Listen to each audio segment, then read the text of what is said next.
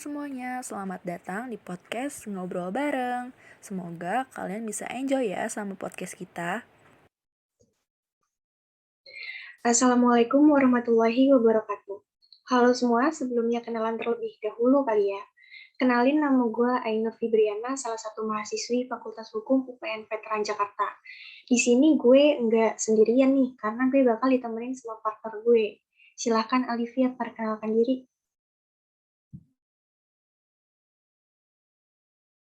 Nur, gue juga salah satu mahasiswi Fakultas Hukum UPN Veteran Jakarta. Oke, kira-kira di sini kita mau ngapain sih, Lip? Nah, di podcast kali ini kita bakal bahas mengenai masyarakat madani. Sebelumnya, Ainur udah tahu belum nih apa itu masyarakat madani?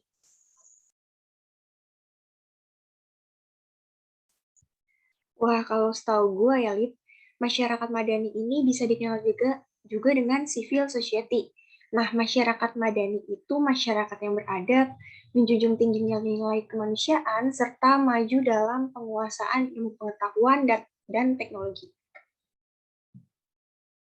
Betul banget, Ainur. Konsep masyarakat madani ini merupakan penerjemahan istilah konsep civil society yang pertama kali digulirkan oleh Anwar Ibrahim dalam ceramahnya di Simposium Nasional pada acara Festival Istiqlal pada 26 September 1995 di Jakarta. Konsep yang diajukan ini hendak menunjukkan bahwa masyarakat ideal adalah kelompok masyarakat yang memiliki peradaban maju. Oh, jadi gitu. Oke, oke. Oh ya, kira-kira lu tau gak sih mengenai masyarakat Sabah?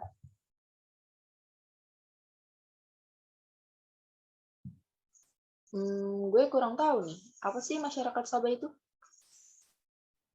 Oke, masyarakat Sabah ini ada pada masa Nabi Sulaiman alaihi salam.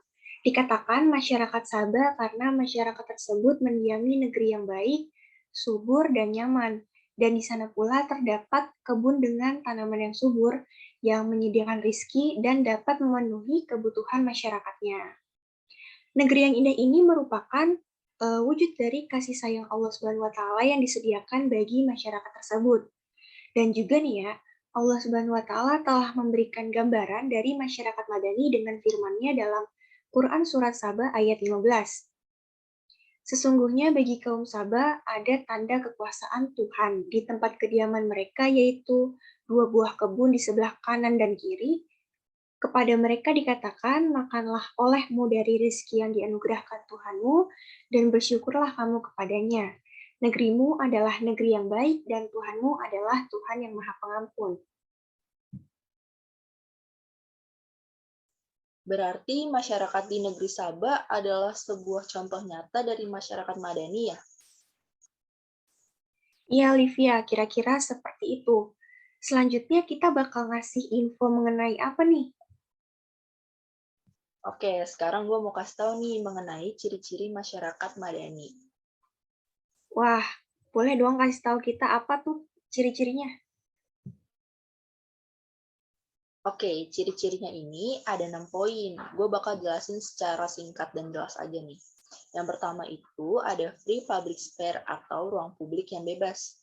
Di wilayah ruang publik ini, masyarakat memiliki akses penuh terhadap setiap kegiatan publik, yaitu berhak dalam menyampaikan pendapat, berserikat, berkumpul, serta mempublikasikan informasi kepada publik. Yang kedua, ada demokratisasi, yaitu proses di mana masyarakat menyadari akan hak dan kewajibannya dalam menyuarakan pendapat dan mewujudkan kepentingan-kepentingannya. Yang ketiga, ada toleransi, yaitu sikap saling menghargai dan menghormati pendapat serta aktivitas yang dilakukan oleh orang atau kelompok lain. Yang keempat, ada pluralisme, yaitu sikap mengakui dan menerima kenyataan masyarakat yang disertai dengan sikap tulus.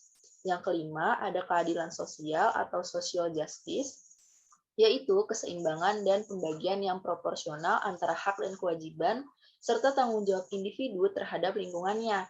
Dalam pengertian lain, keadilan sosial itu adalah hilangnya monopoli dan pemusatan salah satu aspek kehidupan yang dilakukan oleh kelompok atau golongan tertentu. Dan yang terakhir, ada partisipasi sosial, yaitu partisipasi masyarakat yang benar-benar bersih dari rekayasa, intimidasi, ataupun intervensi penguasa atau pihak lain. Kira-kira seperti itu deh ciri-ciri masyarakat madani. Nah, tadi kan gue udah jelasin nih, cukup panjang ya, terkait ciri-ciri masyarakat madani. Nah, tapi menurut lu untuk membentuk masyarakat madani ini, kira-kira ada hambatannya nggak sih? Ada banget nih, Lip. Gue pernah baca-baca gitu di salah satu buku. Sebenarnya banyak banget nih hambatan dalam proses pembentukan masyarakat madani. Cuman ada satu hal yang paling disoroti, yaitu perbedaan perspektif atau pendapat. Perbedaan perspektif tuh kayak gimana deh? Gue belum paham soalnya maksudnya tuh kayak gimana.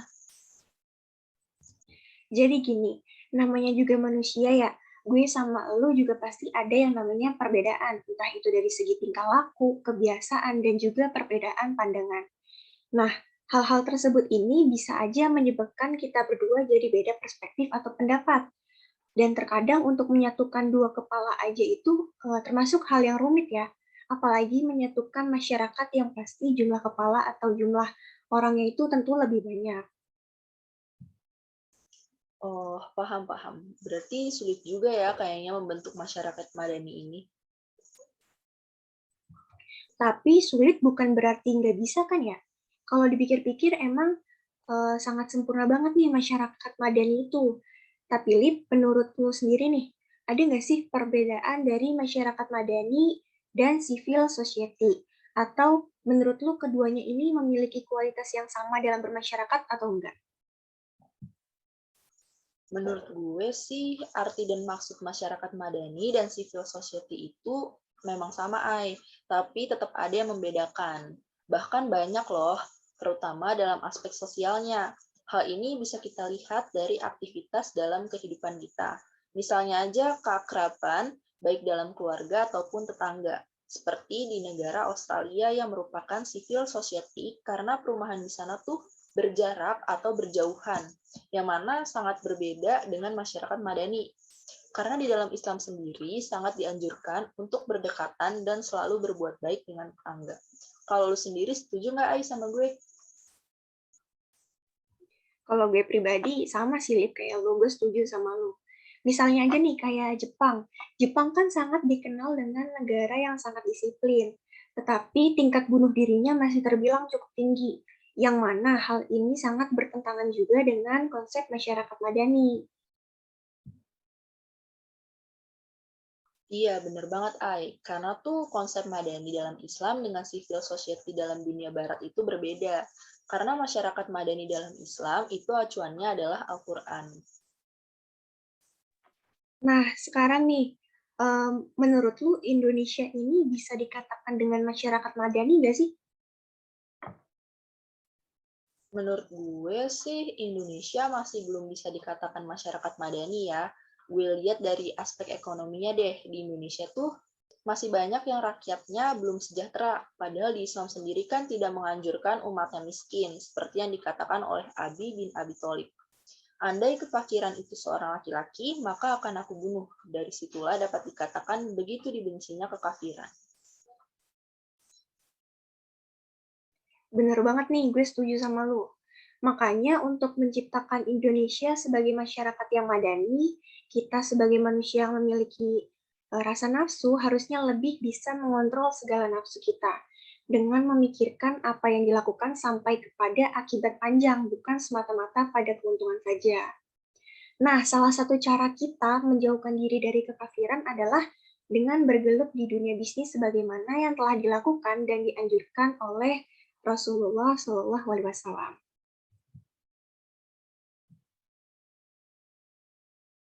Pemerintah tuh ada upaya-upaya gitu ya buat ngebentuk masyarakat madani. Bener nggak sih? Nah, iya, sekedar informasi aja nih buat Alif dan teman-teman semua yang lagi dengerin podcast kita. Jadi pemerintah itu udah memiliki beberapa upaya untuk mewujudkan masyarakat madani di Indonesia. Di antaranya berusaha menciptakan pemerintahan yang baik, meningkatkan keseimbangan dalam pembagian kekuasaan, meningkatkan pemahaman perlunya kebebasan pers dan berpendapat, menciptakan perangkat hukum yang memadai dan adil, meningkatkan kualitas sumber daya manusia melalui pendidikan, dan yang terakhir pastinya menanamkan sikap mencintai dan menghargai budaya asli Indonesia. Oh iya nih, Lip.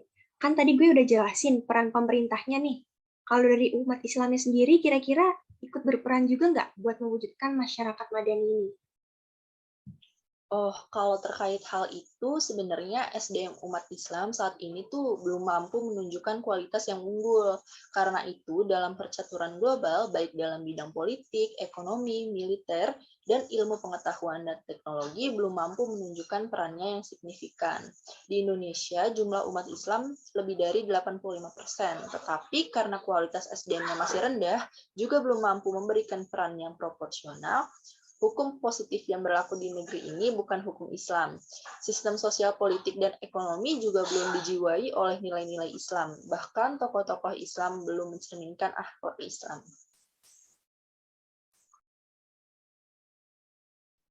Oh, ternyata gitu ya. Gue jadi tahu nih informasi baru. Mungkin teman-teman yang nonton podcast kita juga baru tahu nih mengenai hal ini.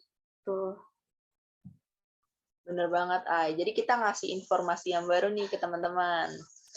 Oh iya, nggak kerasa nih. Gue kira waktunya udah habis.